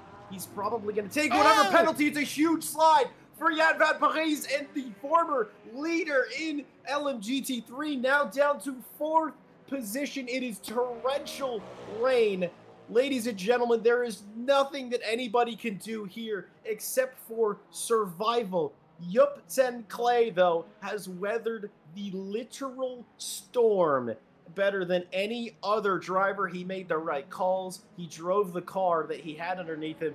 One more corner remains between him and victory in the finale. Upton Clay, it might not be a championship, but it is still victory in Silverstone. That is one for the books for everybody that's going to complete this race. Nothing is for sure out there. I think, though, the fight with Billy Octane is going to be over. I think he had a bit of a moment and has lost all of his momentum. Here comes Joe Dauber, though. A good old-fashioned back-to-front, no quali for Joe. Not as big of a grid. I would say he didn't really have to work that hard, but he absolutely had to work for it, and he did absolutely fantastic. Victory at LMGT3 for Joe Dauber at Silverstone. And here comes the top 3, or the remaining 3. It's going to be Emo Plata in 2nd, Daniel Hearn in 3rd, Mohamed Colombo 2nd place in Hypercar, Milan van der Vecken in 3rd position. Jan Van Pries from the lead of the race to 4th position. Zeno Van Drisha is going to come across the line. Jacob Tucky's going to get a penalty on the final lap somehow. So that's a new one for me. And these conditions, I know because he said it himself. Kevin Boss, the man who likes himself a wet race, has been rubbing his hands together, maybe stroking his chin a bit. He's been thinking. I do not think this is going to be the last time we see a race in conditions like this. This has been electric. Well, I didn't think we were going to see the rain, but we did. And what havoc did it wreak at the end of this race? Final finishers coming across the line. Battered and bruised race cars. rain in the final 15 minutes, completely throwing everything out of the window, but the results are clear. Jupton Clay wins it over Mohamed Colombo, and what a deserved win from Clay. Had to earn it. Mohamed Colombo was right behind the BMW driver the entire time. Milan van der Voken takes the final podium spot. Zeno van Drisha wins the battle between him and Billy Octane. Both of them credited with a top 5. Well-deserved indeed. Badowski, Schmedberger, Kerrigan, Whittle, Smits, the top 10 in hypercar. Outside of that, Michael DeGore, Vulture Rybecki, Monkus DNF'd along with Wilkinson today. And I didn't see David Melia here, but he's on the list. LMGT3, it was a last of first challenge for Joe Dauber. He is victorious in the Corvette. The sound of the police indeed. Imo Plata, last gasp in the dying embers in the wet, gets around everybody and finishes in P2. Daniel Hearn settles for third. Yanis Venperis will be frustrated after leading the majority of the race. Jacob Tuckey, fifth and final finisher there. My word, Jack, what a race it was. We were just talking about how it was going to be dry and the rain wouldn't matter. And then it was everything all at once at the end. Well, listen, the reason I was late to the race actually was because I went and casted an incantation on this race. I said, I want to see rain. It doesn't seem like it's likely to happen. So I said, all right, 20 minutes. That's why I mentioned it earlier. I played it off like I didn't have this planned out, but I was secretly behind the scenes fixing this race so that happened. Of course, I'm joking. That was incredible. That was certainly one to remember. And yet again, another really, really special finale for multi-sprint, and especially because this is the finale of the multi-sprint series. Our Friday championships on LMU will take a bit of a change and will come to a new form. Do we know what that is yet? No, it's very hush-hush at the moment, but as soon as we know, we will inform all of you. Jesse Lee, I see you are down with our winner in hypercar, Upton Clay. Upton Clay, what a crazy race that was, just to get the lead off the initial start and then to sort of have to battle Muhammad the entire way. And then the rain at the end. Just go ahead and talk us through your entire impressive day at Silverstone. Yeah, it was a good day, a lot of fun.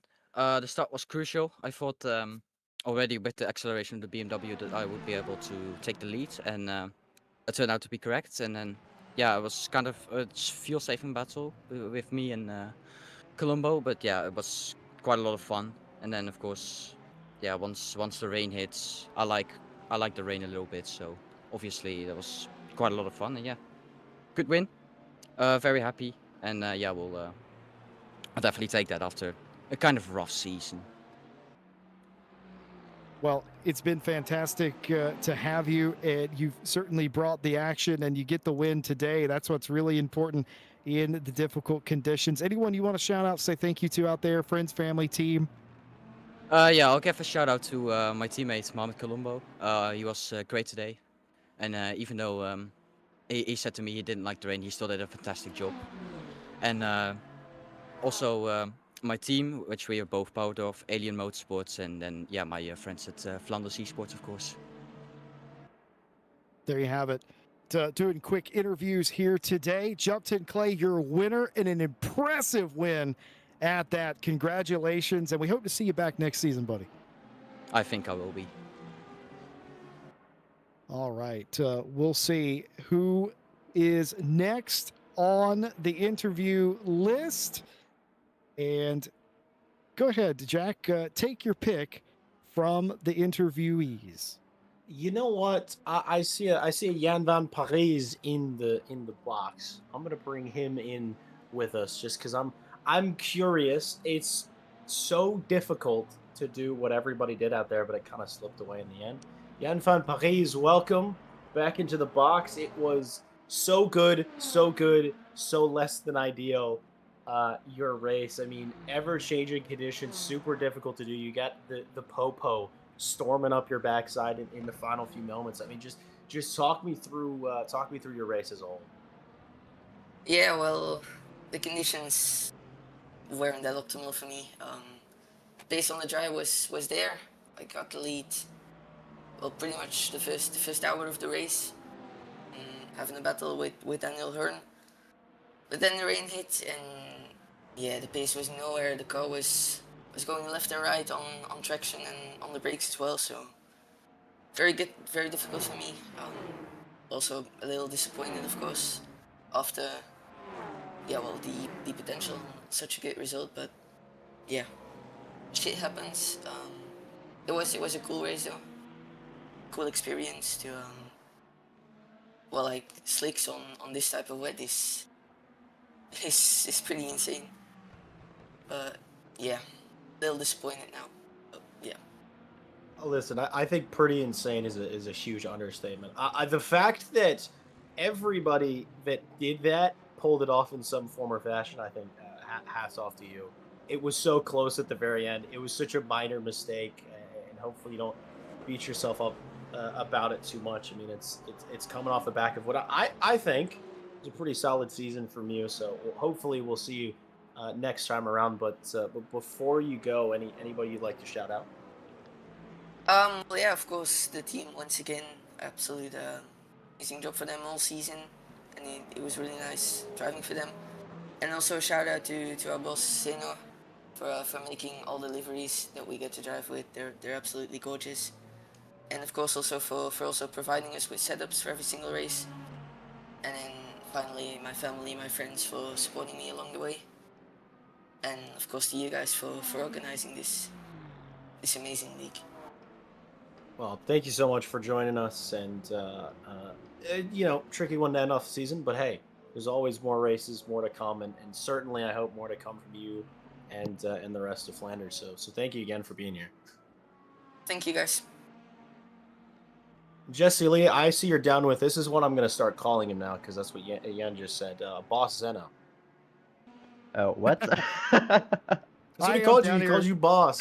So that's what Yeah. That's what you are now. Okay, I guess I'm boss Seno then.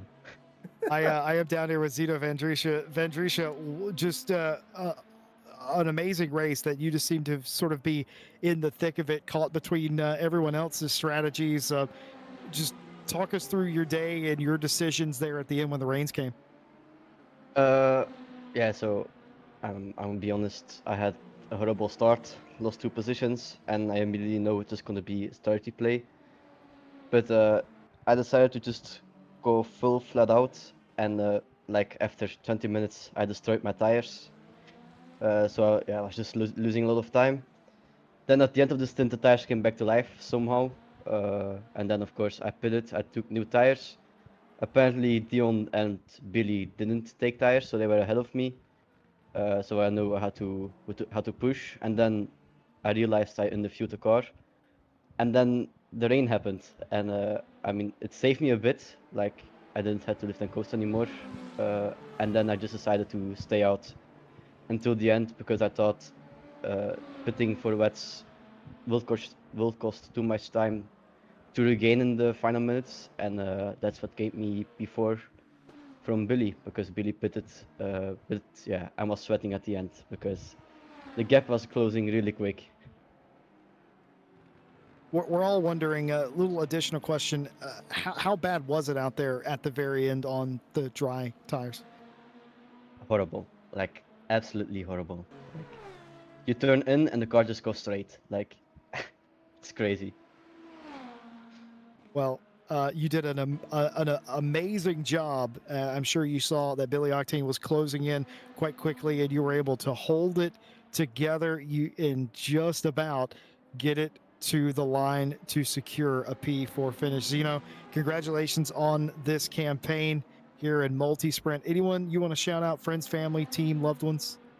Yeah, of course, all of you guys once again for keeping this running, and then of course everyone from Flanders Esport, because yeah, they are my friends. We love to hear it. Zeno, thanks, and we hope to have you back for the next season. Congrats. Yes, thank you. Bye. Jack Mays has caught up with Jacob Tuckey. Mr. Hello. Tucky, it seemed like we were talking about it in the box. It seemed like a little bit of rally driving out there tonight. Maybe a Huracan Storado, Yeah. better suited. I mean, in the wet conditions, it probably would have done a little bit better. But I mean, a tricky final race, but a great haul of points for sticking out there. Looking back on your season, do you feel that you performed well? Do you think that you maybe left some of it out there, and do you feel like you're, going to come back stronger in the next season? Honestly, I think I might come back stronger next season. I started driving GT3s perfectly in the middle of the season, so my points were set to 0, and I'm already P8 in the championship, I see. So if I see correctly, I might be wrong. So I feel like if I practice a bit more and start driving GT3 since the first race of the next season, I think I might have small, but still any chances to fight like for top 5 maybe in the championship.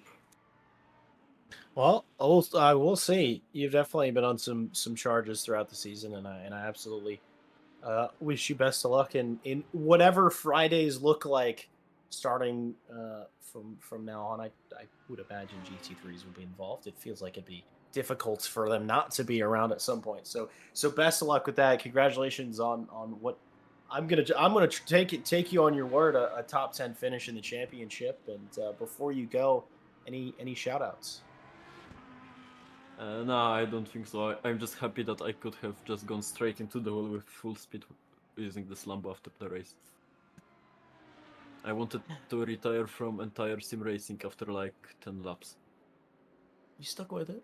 You managed to do it, and you're here with us now. So thank you so much for joining us tonight, and of course for the majority of this past season. And we look forward to having you back with us again soon. I'll register as fast as the link is in the LMU announcement. Well, we'll let you know when that happens as soon as we can. So you and everybody else, eyes peeled on the Discord, because I'm sure Mr. Gill will have that out as soon as everything's ready to go. Okay, just give me the calendar like a week in advance so I can train for this. I'm sure we'll have plenty of time, but we'll catch you on the next time. Jacob Tucky, congrats on the top 5 tonight. Yeah. See you then. Mr. Jesse Lee, that was honestly that was up there for me on favorite races of the season, just by nature of the way that the drama was brought in the final 20 minutes. The rain came, everybody weathered the storm, some better than others. I've never seen uh slick tires be taken in such torrential conditions on LMU, so maybe something to learn from everybody. Say, hey, it could be done. If you have to do it, it could maybe be done. So a great event, a great finale. Any final thoughts from you? It was just fantastic. I think we saw a really nice mix, and we've seen that all season. A mix of strategy and ideas on how to get around the track. And even though LMU's been out for a year or so now, more than that even, we're still seeing people non-committal about strategy. There is no yes or no with strategy, and I think that goes a long way. It sort of helps LMU be interesting, because while there may be a preferred and a not preferred strategy, there is no outright right answer. Had that race gone an extra lap, Billy Octane may have gained another place or two. Who's to say what would have happened if it would have rained a little bit harder? All of these factors make LMU great. Today's race was great. This championship has been great.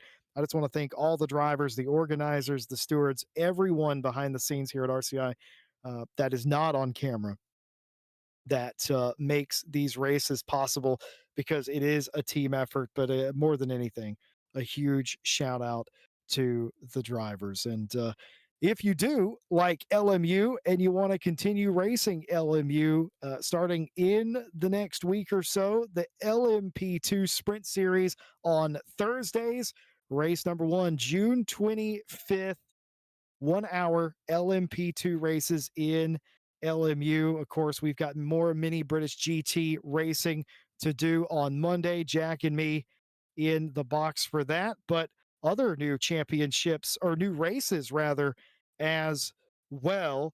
There's the what could potentially be the final ACC Enduro for RCI, the Nordschleife 3 hours called the Farewell Party. Pick whatever car you want. Join us on the Nordschleife.